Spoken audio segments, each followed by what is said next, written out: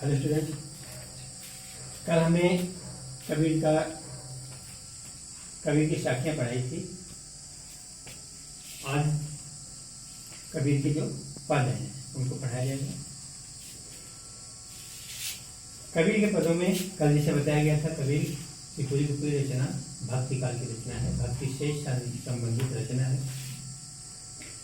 इस पद में कवि ईश्वर की सर्वव्यापकता को बताते हुए कहते हैं कि वह तो कण कण में निवास करने वाला है, वो हर जगह स्थित होता है। कवि ने लिखा है कि हम तो एक एक करे जाना, हम तो एक एक कणों के विषय में जानते हैं और हर कण में ईश्वर का वास होता है। यही कहते हैं कि मुझको कहाँ ढूंढे बंदे, मैं तो तेरे पास में। बंदे मतलब मनुष्य, ऐ मनुष्य तुम मुझे कहाँ ढूंढते हो, मैं तो हमेशा तुम्हारे पास में ही रहता हूँ। ना मैं देवल, ना मैं मस्जिद, ना काबे कैलाश में। ना तो मैं देवस्थान यानी मंदिर में रहता हूँ, ना ही मस्जिद में रहता हूँ, ना काबा में रहता हूँ यानी मक्का मदीना में रहता हूँ, ना ही कैलाश पर्वत पर रहता हूँ। मैं इन स्थानों में नहीं रहता हूँ जहाँ पर तुम्हारी मान्यता है, जहाँ मंदिर है, मस्जिद है। कहने का मतलब कि मेरे लिए कोई एक स्थान निश्चित रूप से नहीं है, मैं तो हर स्थान पर, हर कण कण में विराजमान रहता हूँ। न तो कोनो क्रियाकर्म में, नहीं योग वैराग्य में। ना तो मैं किसी क्रियाकर्म में रहता हूँ, किसी कर्मकांड में रहता हूँ, और न ही योग या वैराग्य में रहता हूँ। खोजी हो तो तुरते मिले है पल भर की तलाश में। यदि तुम मुझे सच्चे मन से ढूंढने का प्रयास करोगे, खोजने का प्रयास करोगे, तो मैं तुम्हें पल भर की तलाश में ही मिल जाऊंगा। कहे कबीर सुनो है साधो, सब श्वासों की श्वास में। कबीरदास जी कहते हैं कि संतों, सब कुछ तुम्हारे श्वासों की श्वास में ही है। मतलब ईश्वर का वास हर प्राणी के भीतर ही होता है। ईश्वर हमेशा हर कण में निवास करता है, हर प्राणी के अंदर निवास करता है, हर जीव के अंदर निवास करता है। उसे बाहर खोजने की आवश्यकता नहीं है। इसके समानार्थी एक दोहा है, कबीर का ही है कि कस्तूरी कुंडली वसे मृग ढूंढे बनमाही, ऐसे घट घट राम है दुनिया देखे नाई। जैसे कस्तूरी मृग की कुंडली में नाभि में निवास करता है और उसकी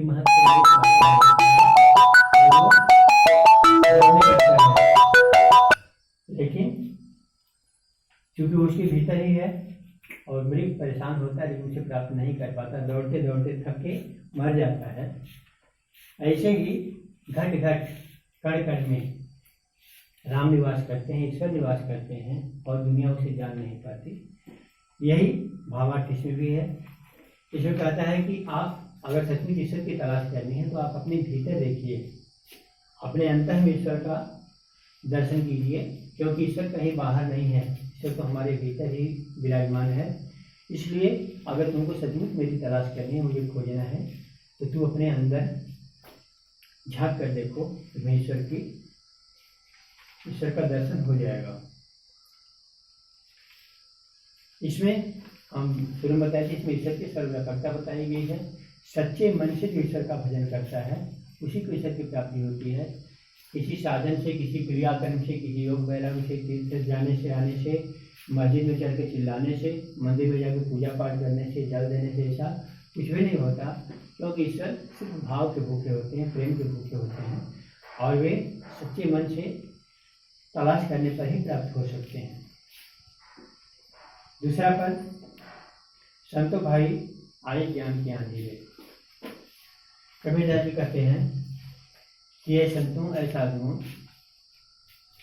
जब ज्ञान की आंधी आती है, इसमें एक रूपक का प्रयोग किया गया है, रूपक बांधा गया है। जैसे जब आंधी आती है तो जो टाट छप्पर होते हैं सब गिर जाते हैं, उसके नीचे की जो लकड़ियाँ लगी, बलिंदा बनेर वगैरह जो लगी होती है, जो धुनी होती है, वो गिर जाती है, बनेर वगैरह टूट जाते हैं। और जब पूरा छप्पर नीचे गिरता है तो उसके नीचे स्थित जो मिट्टी के बर्तन वगैरह होते हैं सब फूट जाते हैं।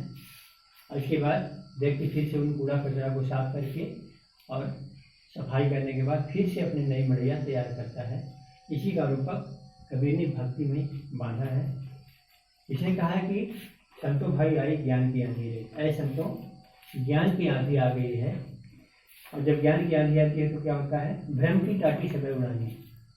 जब ज्ञान हो जाता है तो हमारे मन का जो भ्रम है, जो संशय है, शंका है, सब कुछ समाप्त हो जाता है। भ्रम रूपी जो टाटी होती है वो उड़ जाती है, यानी हमारे मन की कोई भी दुविधा शेष नहीं रह जाती। और माया रहने बांधी, और इस टाटी को माया रूपी रस्सी से बांधा नहीं जा सकता, बांध नहीं सकती, क्योंकि कहा गया कि मैं और मोर तोड़ते माया। माया क्या होता है, माया एक बंधन होता है। जो सांसारिकता, जो रिश्ते हैं, नाते हैं, ये हमारा एक बंधन होता है। और जो व्यक्ति को ईश्वर का सचमुच का ज्ञान हो जाता है तो उसको फिर माया बांध के नहीं रख सकती। तो ये कहते हैं कि अगर ज्ञान की जब आंधी आती है तो हमारे भ्रम की सारी टाटी समाप्त हो जाती है, संशय खत्म हो जाता है, दुविधा समाप्त हो जाती है। अब इसे फिर माया रूपी रस्सी से बांधा नहीं जा सकता। हित चित्त की जो होने की रानी मोह बलि का टूटा। हित और चित्त की जो थूनियाँ हैं, जैसे जब बनता है छप्पर तो उसमें थूनी लगाई जाती है उसको टिकने के लिए। तो हमारे माया, हमारे आडंबर का जो आधार होता है, वो थूनी होती है, वो हित और चित्त, विषय आसक्ति और बाह्य आडंबर है। तो कहते हैं कि विषय आसक्ति और बाह्य आडंबर की जो दो थूनियाँ थी वो भी गिर जाती है, और मोह रूपी जो बलिंडा है, जो बड़ेर लगी है छप्पर के नीचे, वो भी टूट गई, सब समाप्त हो गया।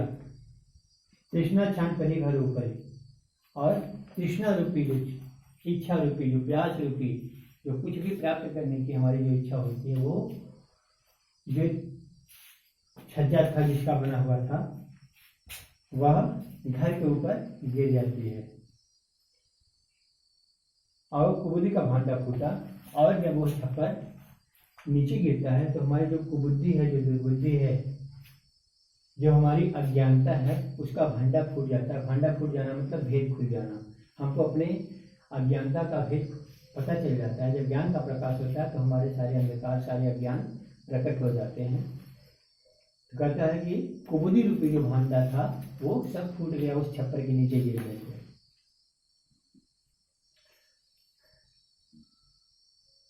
जोग जुगत से संकर संतों वाले मृत्यु चुवन पाने। फिर संतों ने फिर से योग की युक्ति से, योग क्या होता है, योग मतलब होता है जोड़, यानी आत्मा और परमात्मा, भक्त और भगवान, इनका इस योग की युक्ति से संतों ने, सज्जनों ने फिर से बांधी निर्जु चुवन पानी। फिर से एक छप्पर तैयार किया जो बिल्कुल निर्जु है, जो उसमें पानी, एक बूंदी पानी नहीं टपक पाता, निर्जु चुवन पानी।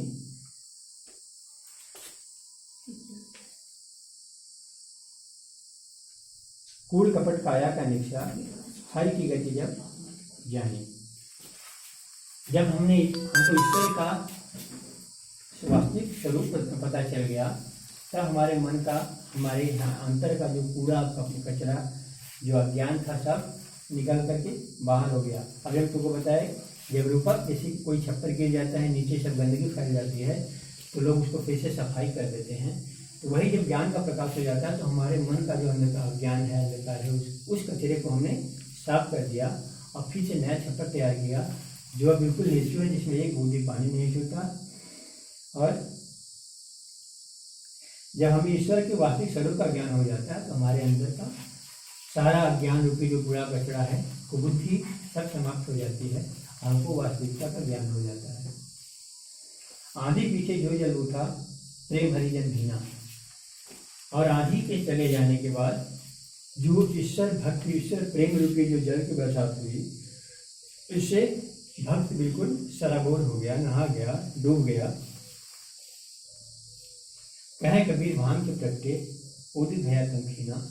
कबीर दास जी कहते हैं कि जिस प्रकार भान मतलब होता है सूर्य के प्रगटे, सूर्य के प्रकट होने पर, उदय होने पर उदित भया तमखीना, जैसे सारा अंधकार समाप्त हो जाता है, क्षीण हो जाता है, नष्ट हो जाता है, उसी प्रकार जब हमारे अंदर ईश्वर, जब ज्ञान रूपी जो प्रकाश है वह जब सूर्य उदित होता है तो हमारे मन का सारा अंधकार, सारा ज्ञान समाप्त हो जाता है। माना जाता है जैसे आंधी जाने के बाद कुछ जल वर्षण की बरसात होती है, तो कबीर ने कहा कि जब ज्ञान की आंधी आती है तो उसके बाद ईश्वर प्रेम रूपी जल की बरसात होती है, और उस बरसात में जो ईश्वर भक्त होता है वो अच्छी तरह से भीग जाता है। उसी प्रकार भीग के आनंदित होता है जिस प्रकार सूर्य के उदय होने पर सारा अंधकार समाप्त हो जाता है। कहने का आशय है कि जब ज्ञान व्यक्ति को, जो वास्तविकता का ज्ञान होता है, जो ज्ञान ईश्वर का ज्ञान होता है, जो वास्तविक ज्ञान प्राप्त होता है, तो उसके अंदर के सारे अज्ञान समाप्त हो जाते हैं और उसको ईश्वर के सत्य स्वरूप का ज्ञान हो जाता है। ठीक है, ये दोनों पढ़ा दिए गए। अब आगे आपका जो क्वेश्चन आंसर है इसके विषय में आप अपने बुक से पढ़ लेंगे, जो समझ में नहीं आएगा उसे पूछेंगे। फिर अगला जो आपकी समस्या है उसको हम फिर से अगली वीडियो में बताएंगे। धन्यवाद।